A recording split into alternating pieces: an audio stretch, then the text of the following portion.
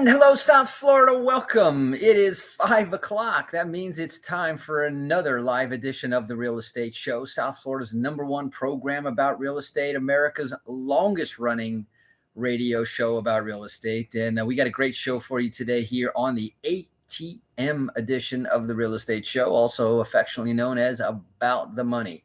You know, Monday through Friday, we are here live on the air on the AM station 1470, on the FM dial 96.9, 95.3. And we're also live on the apps. You can take us with you. Download the iHeartRadio app, the TuneIn app, or any one of those other apps that stream radio shows. We're on there. Just look for WWNN Money Talk Radio. 1470, I think, is one of the ones that pops up first. You can also watch us and listen to us on our website at automaticlandlord.com. That's automaticlandlord.com. Go to the top of the page, click on the Listen Live button, and then you can tune in at 5 o'clock, 5 days a week. And on top of that, you can also listen to any of the back shows on demand. So 24 to 48 hours is roughly what it takes for us to get our shows up there live. And on there, there's always a link. And the link is to the fully recorded entire show there on automaticlandlord.com. And it wasn't a slip up of the tongue. And you can watch us also on our Facebook page. So just go to facebook.com/The Real Estate Show, The Real Estate Show, all one word, no spaces in that, facebook.com/The Real Estate Show. So then you can actually tune in and watch us and as we go through our radio show. Now, today, as I promised earlier, I want to talk about two things when it comes to the money side of real estate and when it comes to our first-time home buyer theme that we've been talking about all day today, all week, I should say. Number one is a couple of the reasons why lenders might be slower to expand credit to first-time buyers. Some of those reasons may seem obvious. Some of these reasons may surprise a few of you.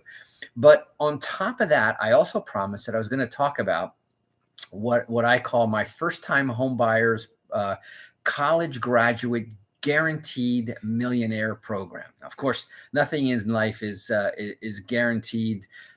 There's always something that could come up. But I will show you a very solid, simple, and safe approach to becoming a millionaire. You know, sometimes I have the conversation about the radio show here, and you know, people ask me, you know, what are you talking about? Real estate, of course. We talk about investing in real estate, and I hear about all of these claims that other real estate educators, you know, Mr. In and Out of Town guy who shows up at the local hotel, gives an exciting speech, talks about all of his, you know, exciting accomplishments, how he's a millionaire, drives a Ferrari, flies in a jet, and does all of these things. Half of those pictures are with borrowed items. But the most important thing is that there's no support and there's no real explanation, because, you know, rarely do you see somebody who's an overnight success in real estate. Most people in real estate who have done well have done so because they had a very steady, consistent, and methodical approach to this whole business. And after all, at the end of the day, this is a business, and that's what I want everyone to understand. But here's the cool thing, and I did this at a presentation a number of years ago, and I said, listen, the truth of the matter is, you know, real estate is a get-rich, safe approach. And what I mean by that is, if you do something consistently, and something is simple, and I'm going to break the numbers down, but if you do something as consistently as buy one house, save up and buy one house every 5 years, okay? And P.S., you can do this plan once every 1 year. And I have real estate investors that do this even a lot faster.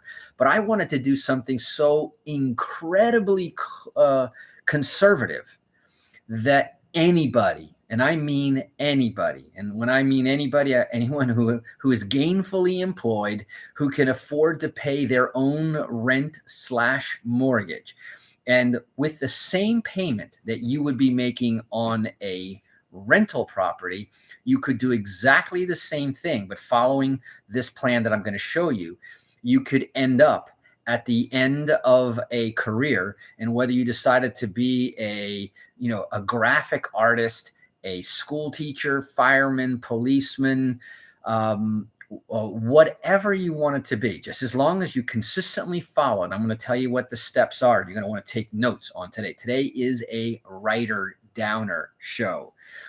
And so I'm going to save that for the second half, and I'm going to go through that program step by step.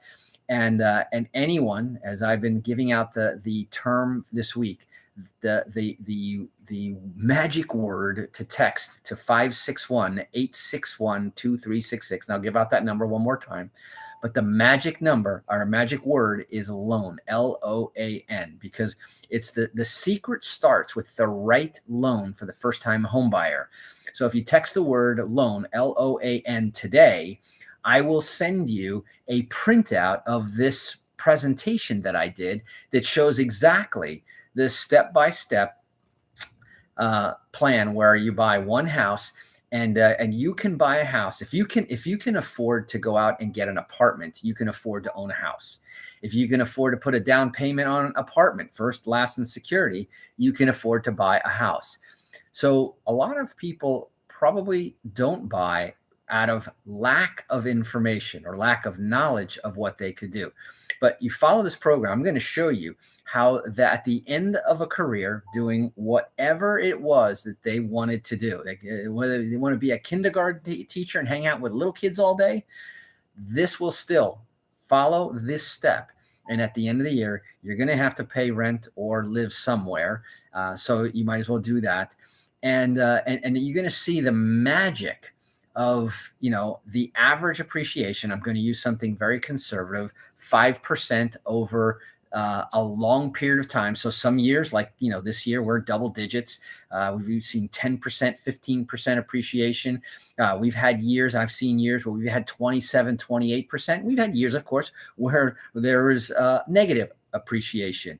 But average that out over a long period of time, and you will see that this will average out. And only twice in history, during the Great Depression and then again during the Great Recession back in 2008, was there ever where you could take any rolling 10-year period, any of them, where the house wasn't worth more than it was at the beginning of the 10-year period.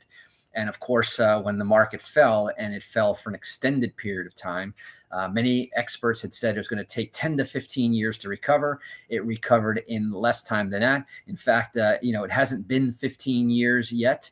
And here we are with an inventory, not even an inventory shortage, but a dramatic inventory shortage.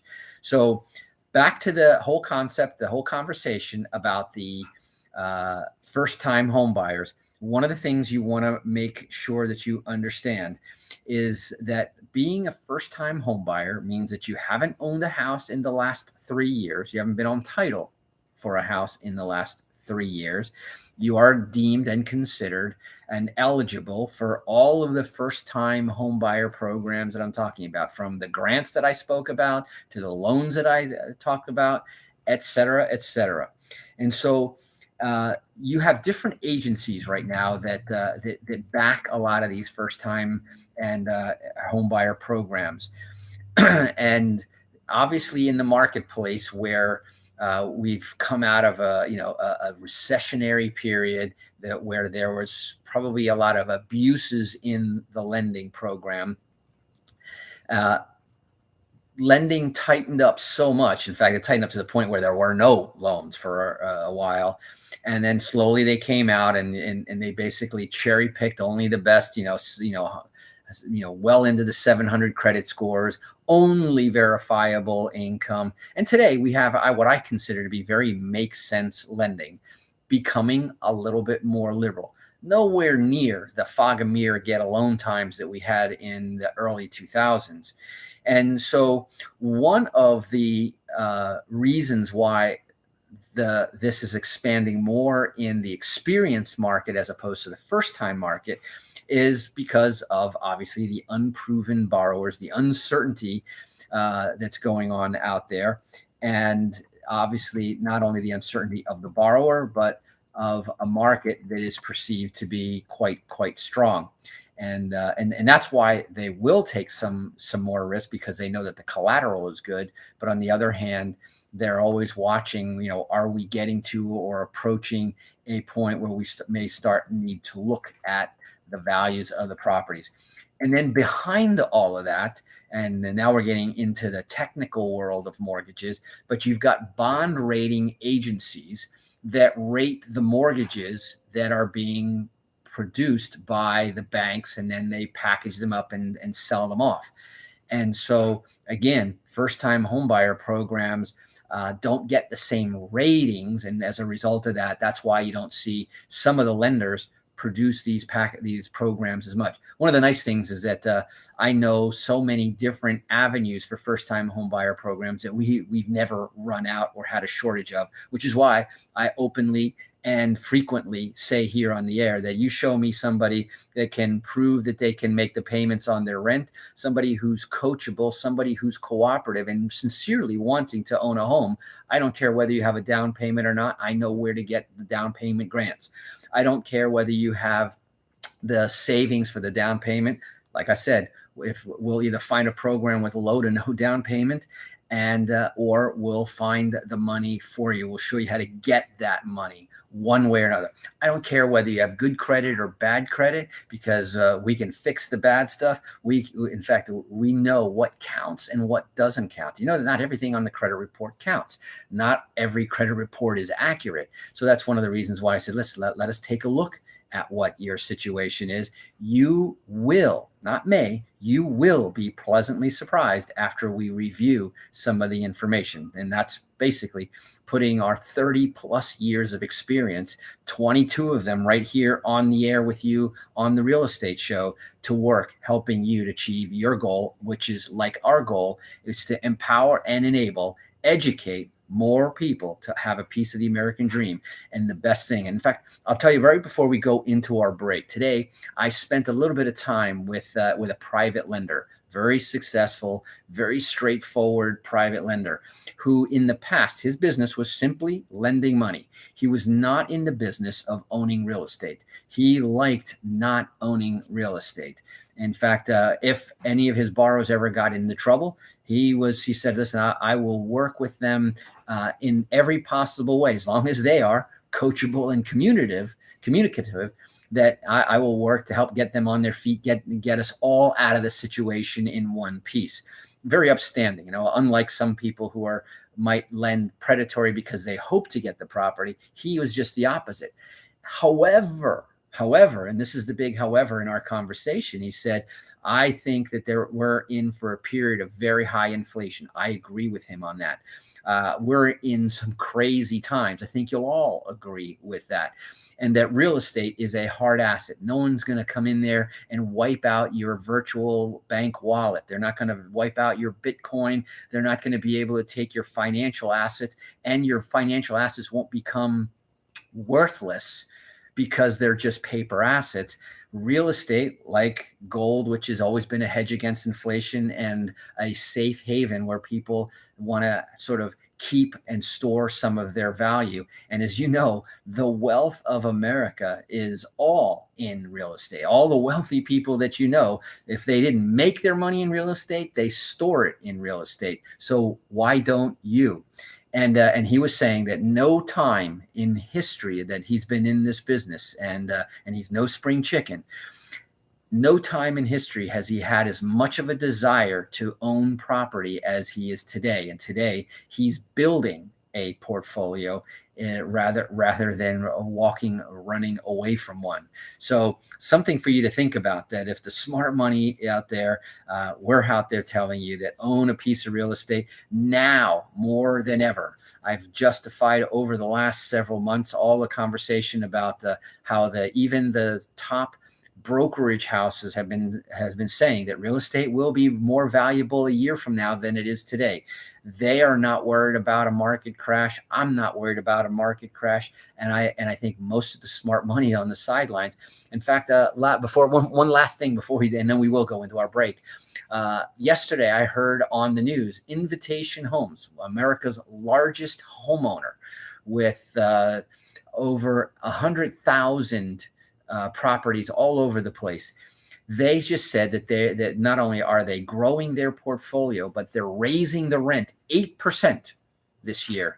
8% rise in rents because there is such strong demand, and they don't see a slowdown in the, and believe me, they are huge. They've got all of the MBA staff, all of the analytics, all of the resources, all of the data, and I would certainly listen to the people who have demonstrated track records of success. Remember, they bought a lot of their homes at the low of the market, and they're saying that this is not the time to sell into. We're not at the top of the market anywhere close, in fact. So anyway, we're going to go ahead and take a quick break here. A few words from our sponsor. Let me come back. We're going to talk about that Safe and Simple Millionaires program that you actually want to hear this. So don't touch that dial. My name is Eric Willner. You're listening to The Real Estate Show, and we will be right back.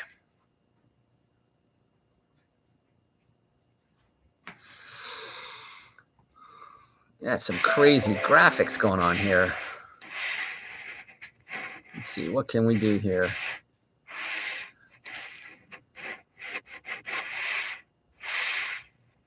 Let's get rid of that. Yeah, there you go.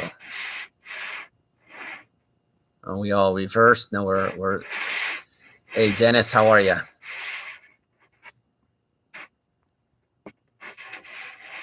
There we go. Erica,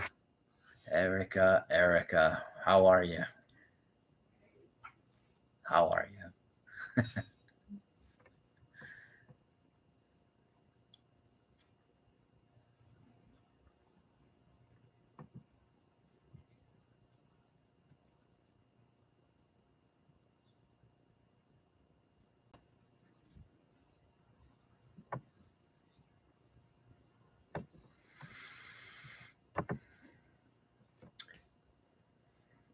I thought that was pretty cool stuff on the millennial demographics and the yesterday we talked about the housing index.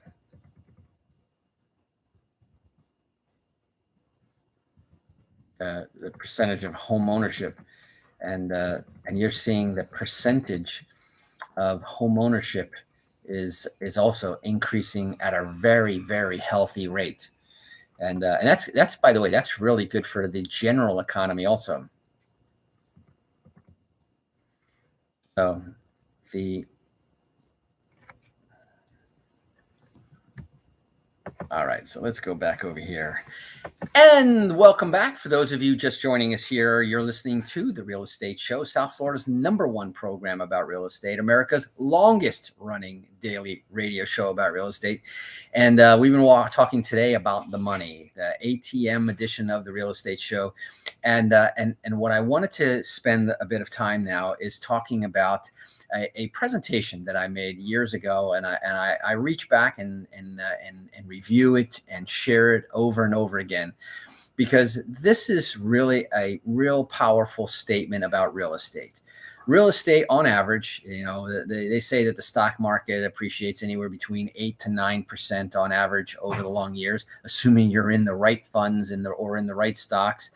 That bonds are several percentage points below that. The real estate in general appreciates anywhere between 5 and 7%, maybe a little bit lower in some of the Rust Belt areas. But when you talk about the Sun Belt areas, the bottom half of California, or pretty much all of California, Arizona, New Mexico, Texas, and all the way over to Florida, you see that the desire and the destination. In fact, another conversation I was having with one of our local top realtors here, and I was always trying to get lots of different inputs on where the market is. What are you seeing in the marketplace? Since you're also in the trenches all the time. And one of the things that's unanimous is that Florida, for example, Florida and Texas are the two top destination for people relocating.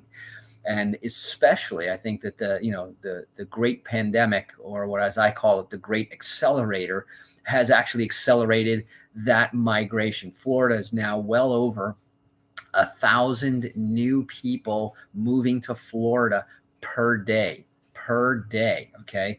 Now think about that in terms of that's 365,000 plus new people. That's, by the way, net of births and deaths, canceled out those leaving.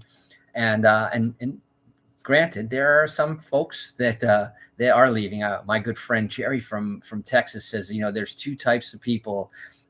There's two types of people that when it comes to Texas, there's the people who already live there, the natural Texans, and the people dying to get there. And I think that's starting to be appropriate for Florida as well.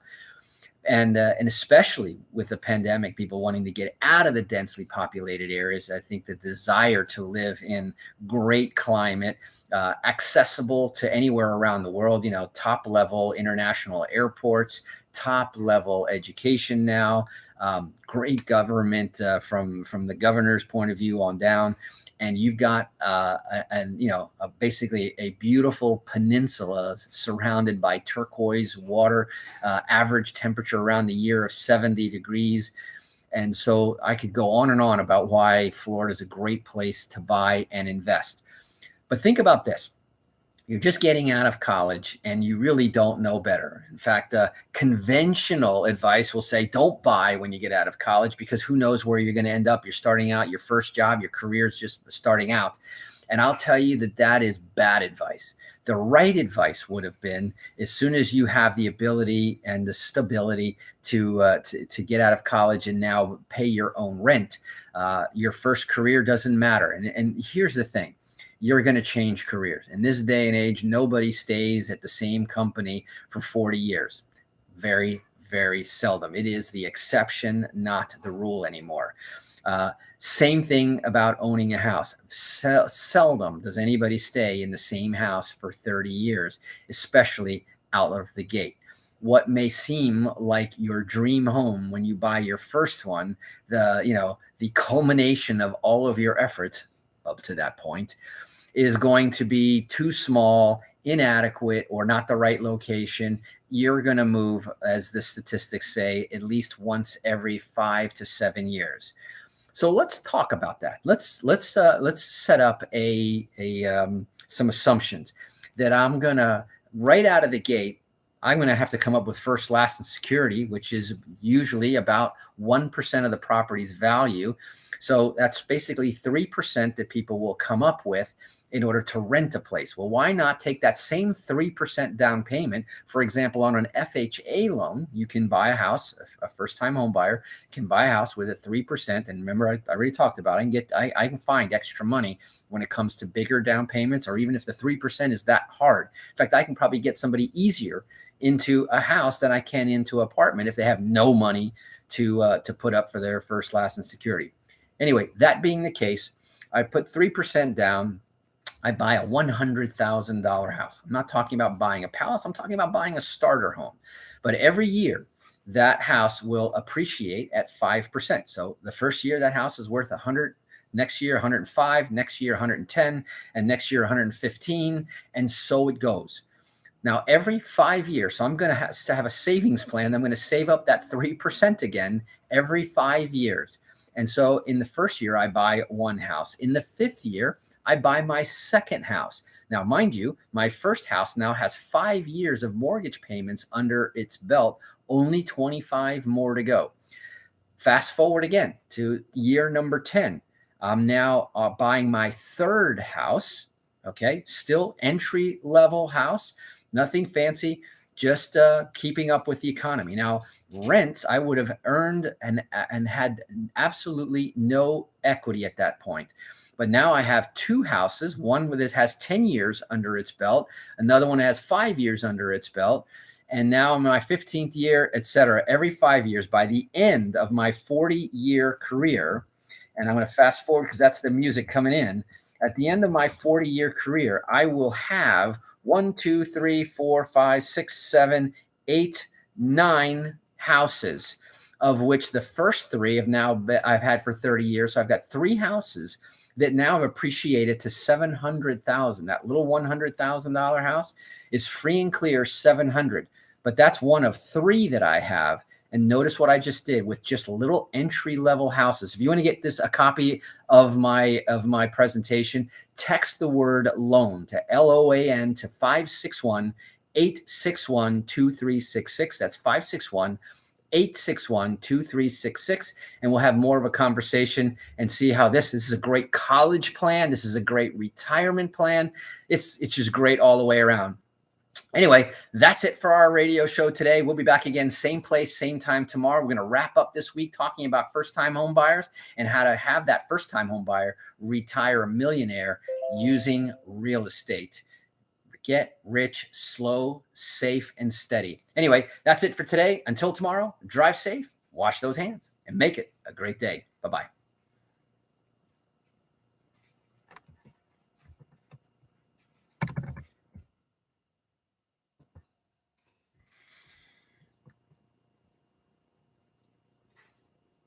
The time, it goes by fast. Let's power down here. And that stream, we're going to